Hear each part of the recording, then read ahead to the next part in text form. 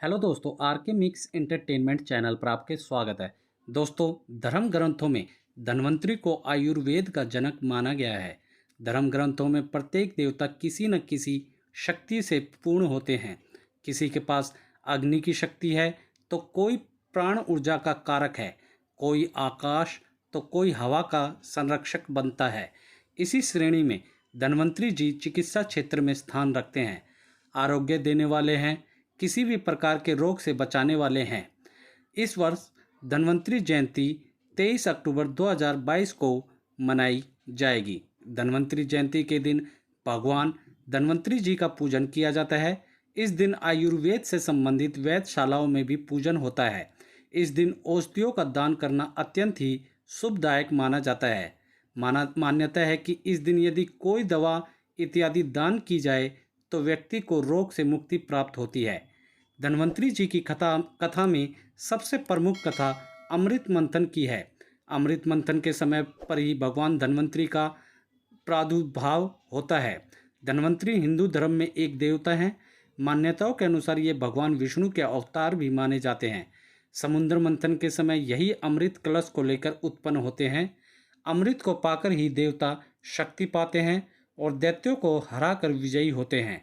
मान्यता अनुसार समुद्र मंथन का समय एक लंबा समय था जिसमें प्रत्येक दिन कुछ न कुछ प्राप्त होता है। त्रयोदशी को धन्वंतरि का आगमन होता है, इसलिए दीपावली के 2 दिन पहले धन्वंतरि जयंती मनाई जाती है, जिसे धनतेरस के नाम से भी जाना जाता है। दोस्तों, धन्वंतरि को भगवान विष्णु का ही एक अंश रूप माना जाता है। इनकी 4 भुजाएं हैं, जिनमें से ऊपर के दोनों हाथों में चक्र और शंख धारण किए होते हैं।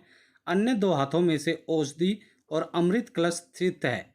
धन्वंतरि जयंती के दिन प्रातःकाल उठकर स्नान इत्यादि कार्यों से निवृत्त होकर पूजा का संकल्प लेना चाहिए। पूजा स्थान को गंगा जल का छिड़काव करके पवित्र करना चाहिए। इसके बाद एक थाली पर रोली के माध्यम से स्वास्तिक का चिन्ह बनाना चाहिए। थाली पर ही मिट्टी के दिए को जलाना चाहिए। दीपक पर रोली का तिलक लगाना चाहिए। भगवान धन्वंतरि की पूजा घर में करें तथा आसन पर बैठकर धन्वंतरि मंत्र ओम धन धन्वंतरि नमः मंत्र का जप करना चाहिए।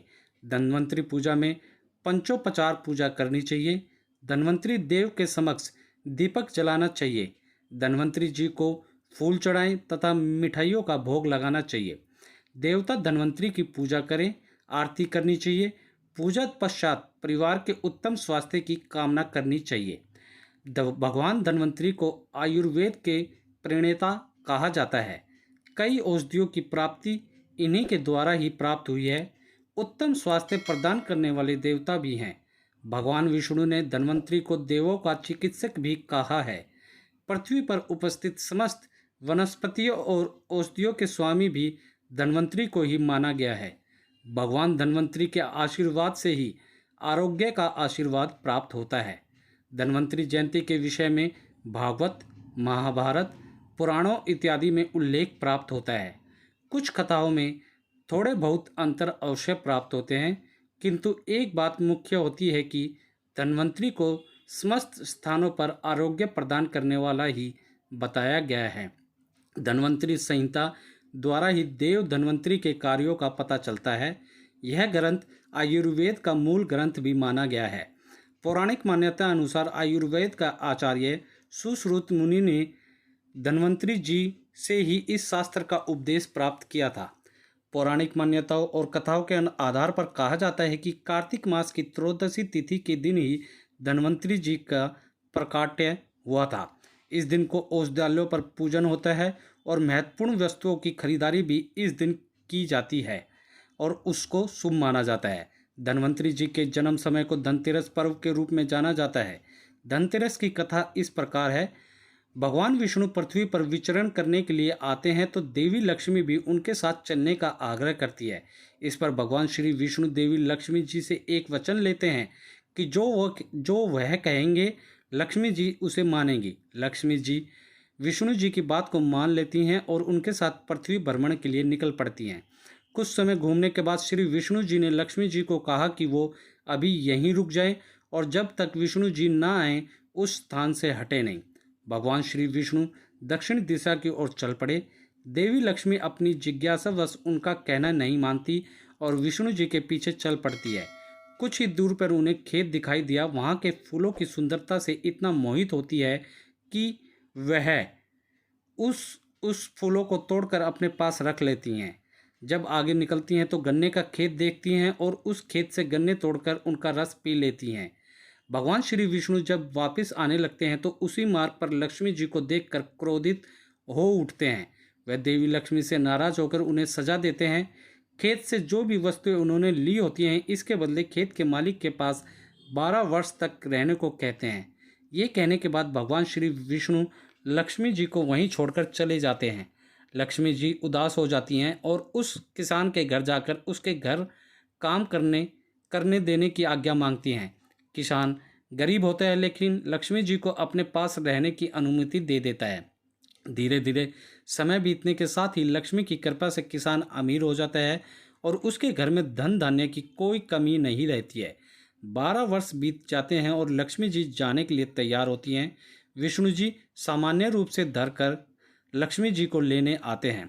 किसान और उसकी पत्नी लक्ष्मी जी अपने यहाँ जाने नहीं देना चाहते क्योंकि उन्हें लगता है कि वह उनके परिवार के लिए सौभाग्य लेकर ही आई थी।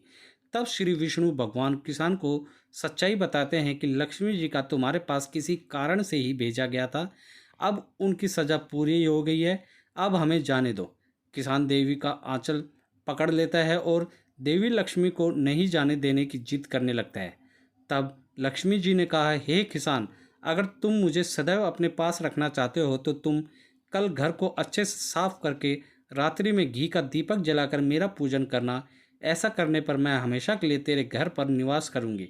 इसी तरह प्रत्येक वर्ष इसी तरह तेरस के दिन मेरा पूजन करने पर मैं कभी तुम्हारे घर से दूर नहीं होंगी। किसान मान जाता है, लक्ष्मी जी के कहे अनुसार पूजन करता है और तेरस पूजन करने पर वह सदा के लिए माँ लक्ष्मी का आशीर्वाद पाता है। तो दोस्तों, उम्मीद करता हूँ इस वीडियो में मैंने आपको धन्वंतरी जयंती से जुड़ी सारी छोटी बड़ी जानकारी अच्छे से दे दी होगी। दोस्तों, जानकारी अच्छी लगी तो वीडियो को लाइक करें, मैक्सिमम से मैक्सिमम हर जगह इसे शेयर करें ताकि सबको ये यूज़फुल जानकारी मिल सके। और दोस्तों, आप लोग धनतेरस के बारे में तो जानते हैं लेकिन धन्वंतरी जयंती के बारे में ज़्यादा नहीं जानते होंगे। इसलिए जो भी आप लोगों की इसके बारे में राय है और भारतीय चिकित्सा के बारे में जो भी राय है, आप लोग हमें कमेंट सेक्शन में लिख के ज़रूर बताएं दोस्तों। और दोस्तों, इसी के साथ यदि आप लोग मेरे चैनल पर नए हैं तो सब्सक्राइब बटन को दबाकर मेरे चैनल को सब्सक्राइब करें और न्यू नोटिफिकेशंस के लिए बेल आइकन पर क्लिक करें ताकि आपको ऐसी ही वीडियोस टाइम टू टाइम और सबसे पहले मिल सके। दोस्तों, आप मेरे फेसबुक पेज जो कि RK मिक्स एंटरटेनमेंट नाम से है उसे फॉलो कर लें ऐसी ही वीडियोस के लिए। धन्यवाद दोस्तों। जय हिंद।